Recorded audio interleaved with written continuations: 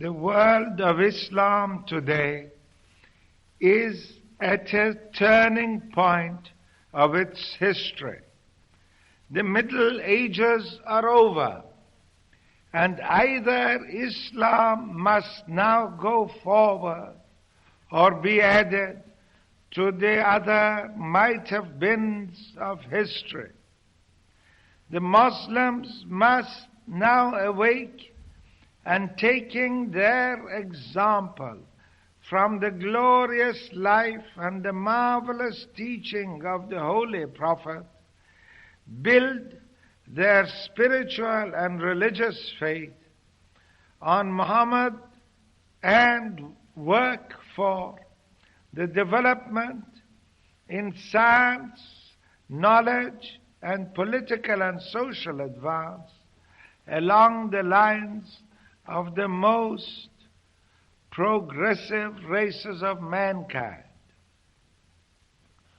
Formalism and verbal interpretation of the teachings of the great Arabian are in absolute contradiction with the whole history of the Prophet. We must accept his divine message as the channel of our union with the absolute and infinite. And once our spiritual faith is firmly established, fearlessly go forward by self-sacrifice, by courage, and by application to raise the scientific, the economic, the political and social position of the Muslims to a plane of equality with Christian Europe and America. Our social customs, our daily work, our constant effort must be tuned up, must be brought into line with the highest form of possible civilization. At its greatest period, Islam was at the head of science, was at the head of knowledge, was in the advanced line of political, philosophic, and literary thought. Today, we are in our Middle Ages. We must get out of them and begin our new era with strength and with willpower for the coming development of our people. The Muslim world can today be divided into two general parts.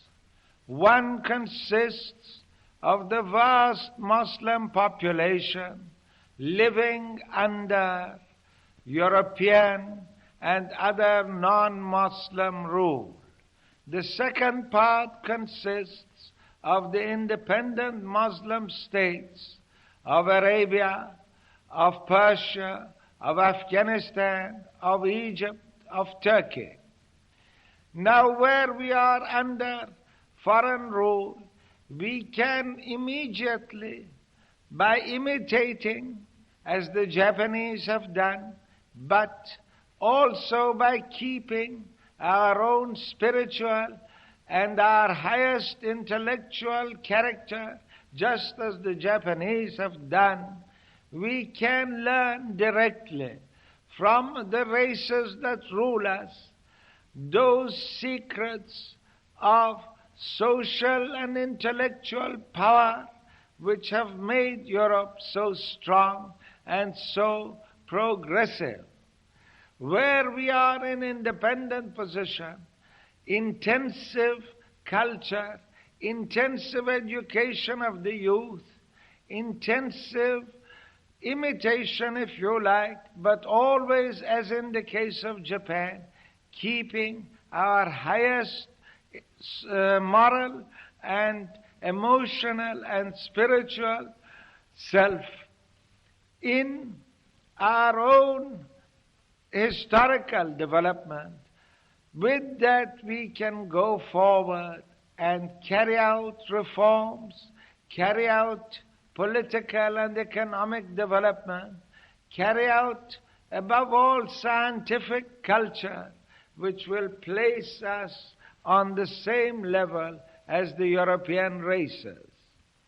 In cases like India, in countries like Java, like Morocco, and like North Africa, we can immediately learn from our European fellow subjects or rulers, if you prefer so to call them, those secrets of power over nature, of scientific and economic and industrial development, which has made Europe so powerful. Along these lines, my fellow Muslims, I implore you, I beg of you to work for the advancement of the whole world of Islam, but never forget our intellectual debt to our Holy Prophet. With these words, I hope that progress will now become, from now onwards, thorough and regular.